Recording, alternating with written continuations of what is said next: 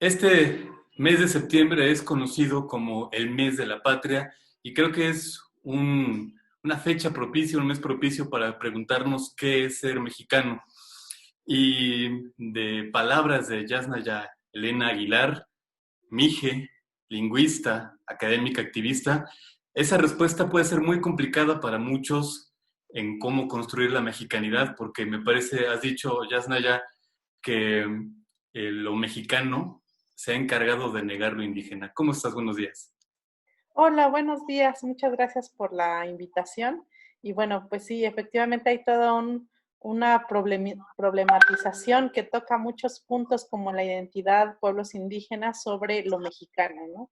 Creo que es muy difícil, o bueno, es imposible encontrar un solo rasgo identitario cultural que esté presente en todos y cada una de las personas que se nombran mexicanas.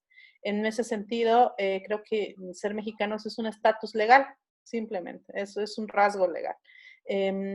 Mexicana puede tener, este rasgo legal lo puede tener una niña menonita que habla Plotich en el norte de México, una niña mije, el hijo del presidente de la República, o, o Luis Miguel, por ejemplo. O sea, estas personas, o una niña gitana, ¿no? En Oaxaca, que hable romaní. Entonces, todas estas personas tan diversas entre sí tienen en común un rasgo legal. Eso es lo que es ser mexicano, básicamente. Alrededor de eso, para construir una identidad cultural, el Estado mexicano ha tomado elementos y ha tratado de construir una identidad que está básicamente, pasa por la apropiación cultural de elementos de pueblos indígenas, aparte y por su negación de existencia como pueblos, ¿no? Y me parece, has dicho que esa negación pasa por cuestiones lingüísticas como desconocer o no reconocer el derecho al monolingüismo, pero el monolingüismo indígena, que las personas mijes, mixtecas, zapotecas, nahuas, otomís, ñañús, puedan alfabetizarse en su propia lengua materna. Así es. De hecho, los pueblos indígenas hemos estado siempre muy abiertos al multilingüismo. Por ejemplo, aquí históricamente en la zona en la que vivo, muchas personas hablan mije y zapoteco, por ejemplo, o mije, zapoteco y español, o incluso personas que hablan mije, zapoteco y chinanteco. De hecho, la mayoría de las personas que hablamos lenguas indígenas somos también bilingües, pero la mayoría de las personas que hablan español son monolingües. Entonces, más bien la imposición de un solo monolingüismo ha venido desde el Estado mexicano y desde el español. Y claro, ese monolingüismo no se ve como un problema, ¿no? Aunque pues, cognitivamente sea igual que ser monolingüe en otra lengua. Y esto se ve pues ha habido un atentado histórico de convertir a este país en un país monoparlante, monocultural de una sola lengua. Parece que el proyecto del Estado mexicano desde 1821, 1824 ha sido ese homogenizarnos en lo mestizo. Y hay un dato que me parece demoledor y que como mexicanos, como este estatus legal debería ponernos a reflexionar, que es la cantidad de personas que hace 200 años se reconocían como pueblos originarios, y este es un eufemismo para llamarnos, para referirnos a los indígenas, y la cantidad de la proporción de la población que actualmente se reconoce como indígena. Así es, del 70% aproximadamente para 1821, ahora el 6,5% reconocidos como hablantes de lenguas indígenas. Además, aparte, el número se elevaría mucho más si tomamos quienes se reconocen como tal. Ha sido claramente un proyecto desindigenizador del Estado mexicano que se ha traducido en una violación sistemática de los derechos humanos de las personas que pertenecen a pueblos indígenas, ¿no? Mediante, pues, golpes, mediante una serie de violencias de muy diferente tipo, sobre todo violencia de racismo institucional, que ha creado algo que reconoce como mestizo, pero eso no se creó así nada más, ¿no? Y que no es una categoría genética, sino un proyecto político. Básicamente, ser mestizo es ser desindigenizado por el Estado, ¿no? Si vemos los números. De hecho, el ser mestizo es de alguna forma dejar de ser indígena. Así ha sido, esa ha sido la operación del Estado, ¿no? De 70% a 6.5%, es muy claro que hay una operación de desindigenización, porque no estamos hablando de números absolutos, sino de proporción. Ahora, para promover, no diría rescatar, porque eso sería como asumir ya que es que asumir mentalmente que las lenguas indígenas se van a perder, sino yo quisiera más bien promover, ver cómo promover lingüísticamente, culturalmente a los pueblos originarios, a los pueblos, a la diversidad que tenemos y y que se revaloren realmente más allá de, me parece, este folclorismo o pues, verlos como museos vivos. Yo realmente muchas veces creo que la promoción de lo indígena pasa por verlos como museos vivos, no como personas, este, y que termina siendo así como algo anecdótico el folclore para atraer turismo. ¿Qué se puede hacer para darle la vuelta a esta concepción? Yo creo que uno, empezar a ver la categoría indígena como una categoría política, no es una categoría cultural. Los pueblos indígenas del mundo no tenemos cosas en común culturalmente, o sí las que tendría toda la humanidad. Lo que sostiene nuestra existencia como pueblos indígenas es una posición en la historia y una situación política. Lo ha dicho el historiador Sebastián Van Doesburg, si por alguna razón determinamos la domesticación del maíz arbitrariamente como el inicio de la historia, digamos, para pueblos como el mío, tendríamos entre 8.000 y 9.000 años de historia siendo mijes o siendo mixtecos, siendo zapotecos. De esos 500 años hemos sido indios y 200 indígenas. Es decir, no es una situación esencial, ser indígena o ser un pueblo indígena significa ser un pueblo que fue colonizado y que no formó un estado independiente, sino que quedó encapsulado en el Estado mexicano. El Estado mexicano no convocó a los pueblos y naciones de este territorio para formar este país, sino las entidades federativas serían, o sea, por ejemplo, el territorio del pueblo mixteco, que ahora está repartido en Oaxaca, Guerrero y Puebla, sería mucho más grande que el de Tlaxcala o Aguascalientes. Podría ser una entidad federativa, pero no fue así. Es decir, no es el producto, la creación del Estado es ilegítimo, no es el producto de un acuerdo entre todos los pueblos que conformaban o que habitaban este territorio.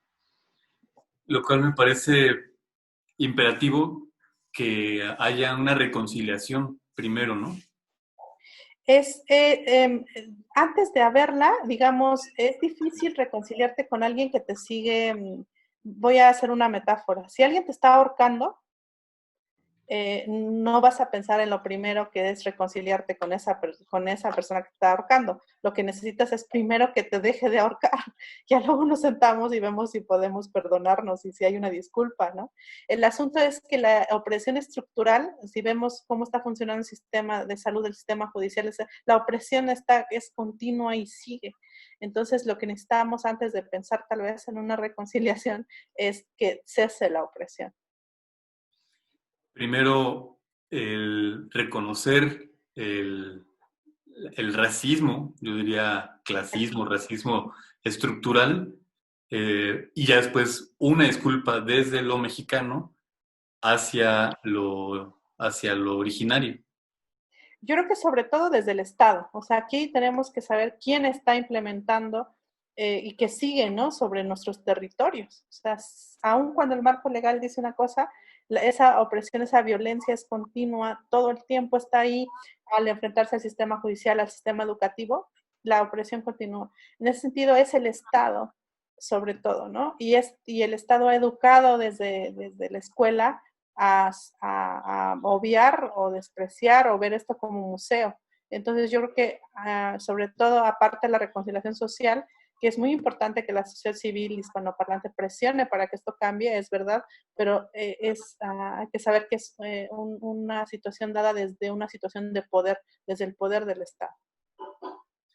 Para que algo también se aprecie, hay que conocerlo y creo que en general la mayoría de los mexicanos desconocemos pues, lo fundamental de los pueblos indígenas, como el idioma, la lengua, la historia, los orígenes y el lingüismo. A través de la lingüística se puedan hacer pues, historias de los pueblos eh, conocer las raíces y saber que en ese cajón que metemos de lo indígena puede haber muchas raíces, que poco en común puede tener el mixteco con el náhuatl, sino que tienen incluso orígenes distintos y que estructuralmente como lenguas son también muy distintas. Entonces yo creo que habría que aportar en ese sentido, y creo que como lingüista lo has hecho muy bien, en el conocimiento de la lengua. Sí, yo creo que la lengua, para el Estado mexicano, casi que alguien que sea indígena es quien habla una lengua indígena. Aunque la ley dice que es la transcripción, en los hechos así actúa el Estado mexicano. En ese sentido, hablar una lengua indígena es un acto de resistencia a todo el esfuerzo del Estado por evitar que la habláramos. Y creo que a través de la lengua se puede articular esa resistencia, viendo la lengua como un territorio cognitivo anclado a nuestros territorios y a la defensa de los territorios y los bienes naturales, ¿no? Y llevarían ya 500 años en resistencia.